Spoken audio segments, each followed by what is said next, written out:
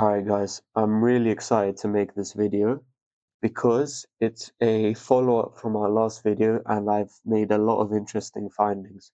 So we're going to look at the future of the market in the coming, 6 months to 2 years, that kind of time range. And I've been looking a lot at the past data and I want to start off this video by explaining this. So this blue line over here is the balance sheet of the central bank. Um, think of this blue line as the higher it goes, the more the pool is getting filled.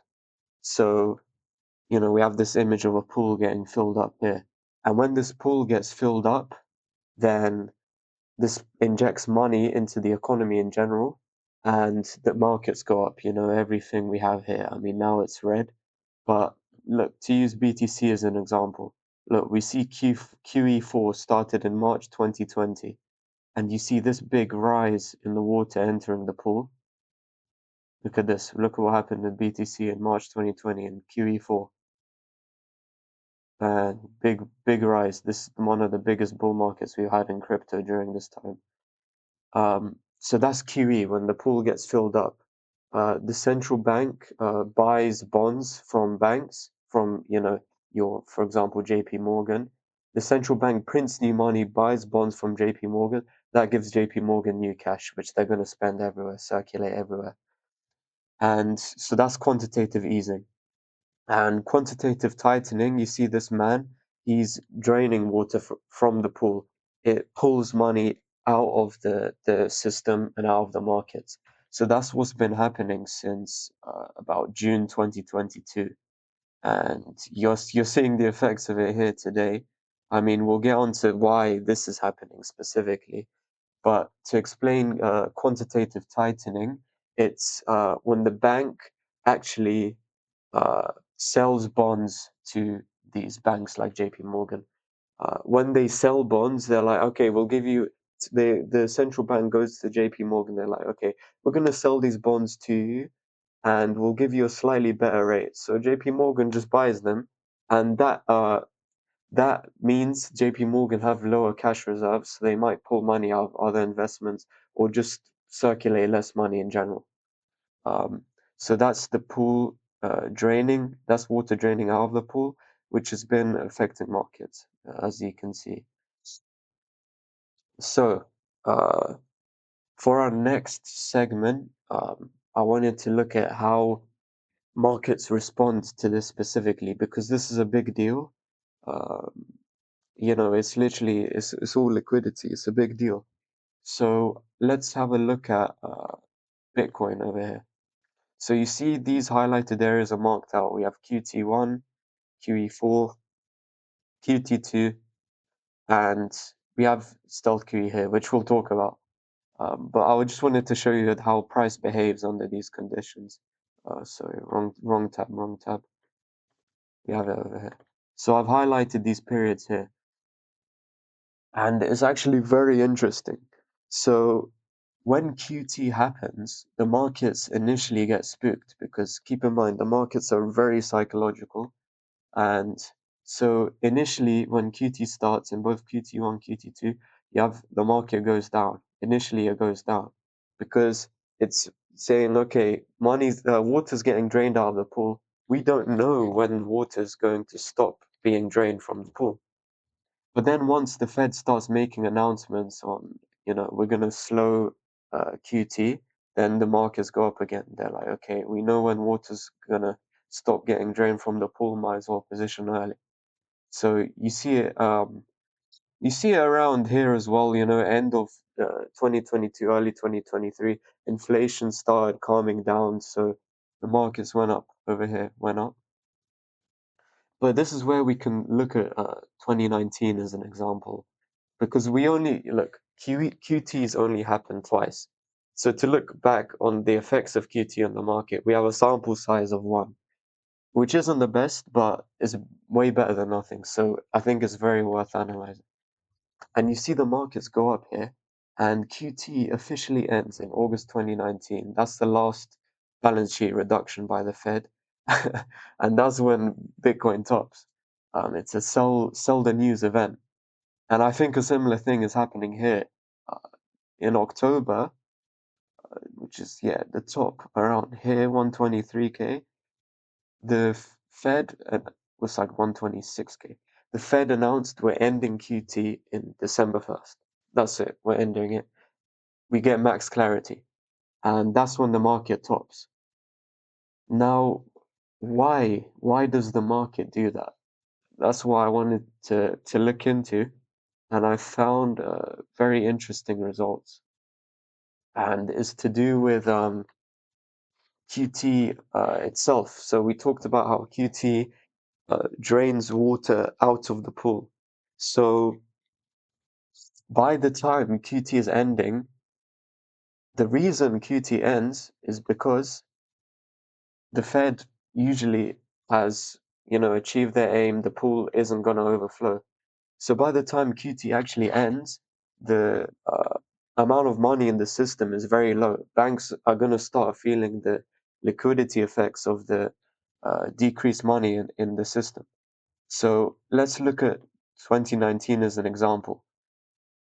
In September 2019, there was actually a banking crisis.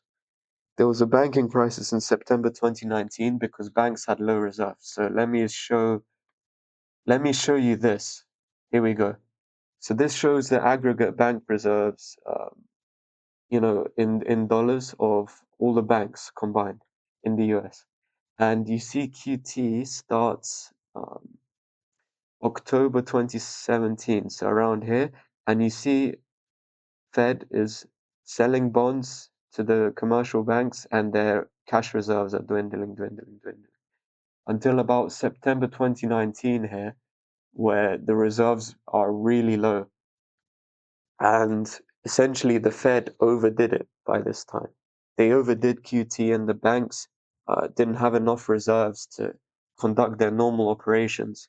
So as a result, the Fed suddenly stops QT and they start this thing, stealth QE. So you see September 2019 here. The Fed at the time insisted, guys, this is not QE. We're just injecting money into the market to help with the repo operations of banks. But they insisted this wasn't QE, although later Powell said, yeah, this was QE. By the time they insisted it wasn't.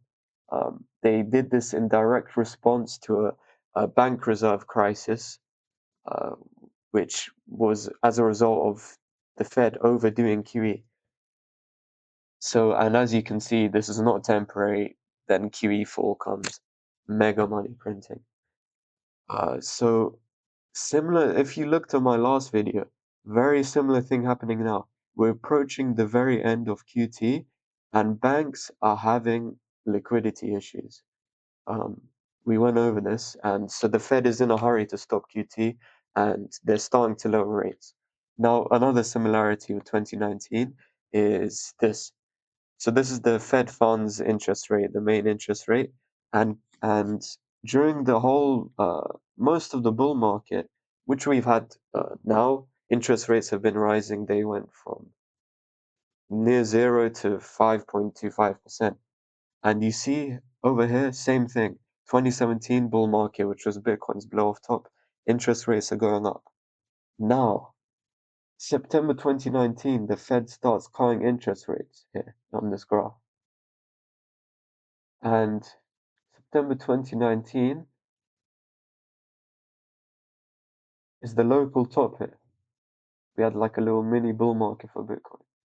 No, we didn't really get euphoria like this cycle. Yeah, Bitcoin made a higher high. We never really got euphoria. So this is another sell the news event. And over here, the market topped as well. By the time we actually got rate cuts, we started getting rate cuts. It's too late. The liquidity issues have become reality, and we topped when the interest rates cuts actually came. Here, this run up was expectations of interest rate cuts. Interest rate cuts actually come, bang. a similar situation happening in 2019. And even during this time of stealth QE, the market is still going down because this is a process. QE is a process, QT is a process. It's not going to impact the markets overnight. These are daily and weekly purchases or sales by the Fed. It's a process. Like the pool, you can't fill up straight away. You have to run through the hose for, a specific amount of time to have the effect on the pool's water level. So same thing happening here. So a lot of similarities with 2019, as you can see. So, my thesis, looking forward, my thesis here is a mini bear market for Bitcoin. We might even start getting QE or some kind of, you know, stealth QE, whatever the Fed wants to name it. We might get some kind of injection of liquidity into the markets, but the markets still might, start going down because of the bank's liquidity issues. As I said, it's a process. These things take time. So we could get a mini bear market, 6 to 12 months, like we got in 2019 over here. And then when the situation gets bad enough, when the Fed actually has to print money, then that's when we go for the proper euphoria top. You see over here, just a mild pullback. And because the run up for Bitcoin has been more gradual, the pullback is likely to be more gradual as well. So we can look at the stock market over here, and we can see a very similar thing. So these golden boxes are QT. It might be more suitable. Let me just make them red quickly.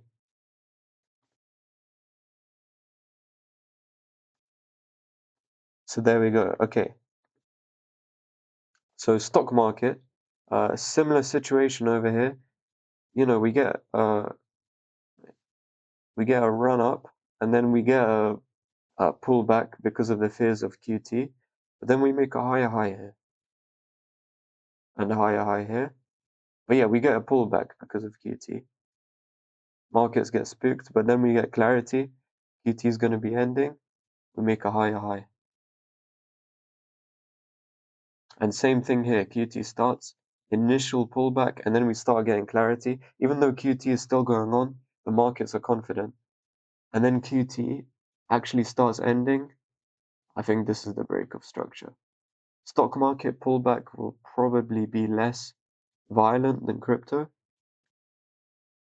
Monetary policy tends to impact crypto more, from what I've noticed. But as you can see, similar pattern here. So, my thesis here, yes, the long term is really bullish, but even when we do have these bullish things coming into effect, the market may still be going down for a few months because it takes time to fill up a pool, to drain a pool. So yeah, that's essentially what I wanted to talk about. And let me know what you think in the comments.